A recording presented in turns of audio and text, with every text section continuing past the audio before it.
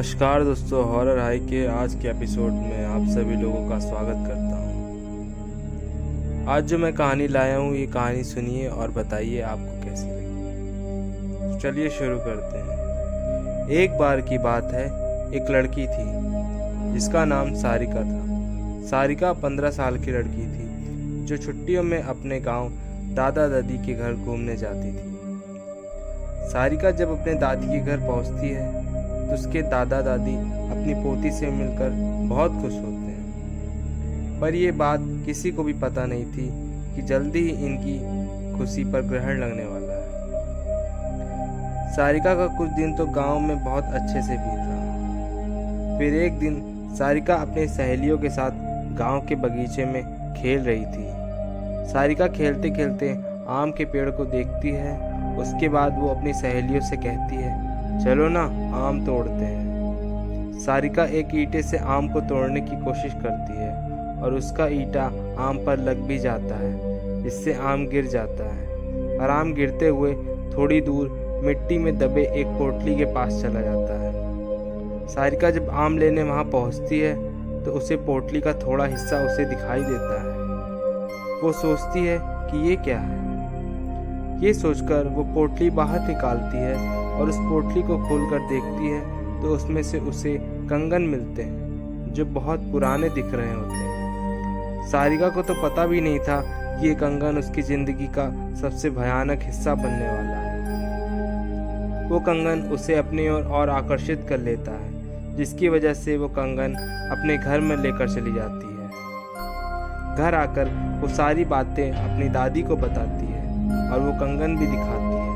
फिर दादी ने जो कहा वो सुनकर सारिका डर से कांपने लगती है। दादी कहती हैं कि वो पोटली कोई आम पोटली नहीं थी, वो एक चुड़ैल की पोटली थी। तुमने ये कंगन उस पोटली से निकालकर उस चुड़ैल को गुस्सा दिला दिया है। अब वो तुम्हारे पास जरूर आएगी। सारिका डरते हुए दादी से बोलती है, मैं समझी नहीं दादी, वो क्यों और कैसे आएगी।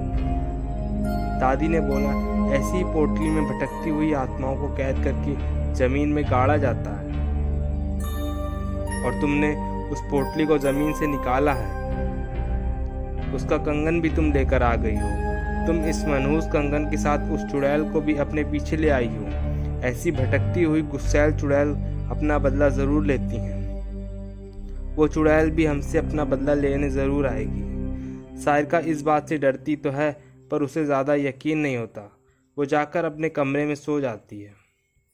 उसी रात तकरीबन 1 बजे उसके कमरे की लाइट जलने बुझने लगती है। सारिका की नींद खुलती है तो देखती है कि लाइट नहीं है। वो अपने बिस्तर के बगल रखे टेबल पर पानी पीने के लिए मुड़ती है। तभी वो देखती है कि टेबल के पीछे कोने में एक औरत बैठी हुई है, जिसकी आंखें एकदम लाल और एकटक उसे देखी ही जा रही है। सारिका चिल्लाते हुए अपनी दादी के पास जाती है, पर दादी के कमरे में दादी उसको नजर ही नहीं आती। वो बरामदे में जाती है तो दादी उसको जमीन पर गिरी मिलती है। सारिका अपने दादा को खोजने लगती है, पर उसके दादा उसे कहीं नजर नहीं आते। जब वो पूरे घर में अंधेरे में खुद को अकेला पाती है तो डर के मारे बेहोश हो जाती है। सुबह उसकी नींद खुलती है तो उससे अपने दादा दादी दिखते हैं। वो अपने दादा दादी को सारी कहानी बीते रात की बात बताती है। दादी बोलती है, हम दोनों तो अपने कमरे में ही थे। दादी सब समझ गई। उन्होंने बोला, ये सब चुड़ैल का किया धरा है। वो उस कंगन को पोटली में वापस रखना होगा, वरना वो यहाँ से नहीं जाएगी। सारिका बोलती है, चलो ना दादी, अभी कंगन रखाते हैं। दादी बोलती है, नहीं, उस चुड़ैल से पीछे छुड़ाना है तो तुम्हें अकेले ही, वो भी रात में जाकर उस कंगन को वहां रखना होगा, क्योंकि वो तुम्हारे ही पीछे पड़ी है। सारिका हिम्मत करके कहती है, ठीक है, मैं जाऊंगी। दादी ने बोला, ये सब वो चुड़ैल इतनी आसानी से नहीं करने देगी। इसलिए दादी ने उसे रात में जाने से पहले एक मंत्रों से युक्त ताबीज उसके हाथ पर बांध दिया। अब सारिका रात होने के लिए इंतजार करती है और रात होने के बाद वो अकेले बगीचे की तरफ निकलती है।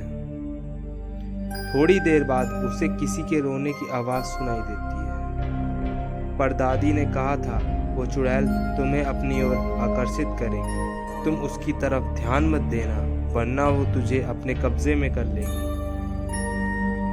एक बार उसने तुम्हें अपने कब्जे में कर लिया तो फिर कोई कुछ नहीं कर पाएगा, वो तुम्हें मार भी सकती है। सारिका इस बात का ध्यान रखते हुए ईयरफोन लगा लेती है और गाना सुनते सुनते चलने लगती है।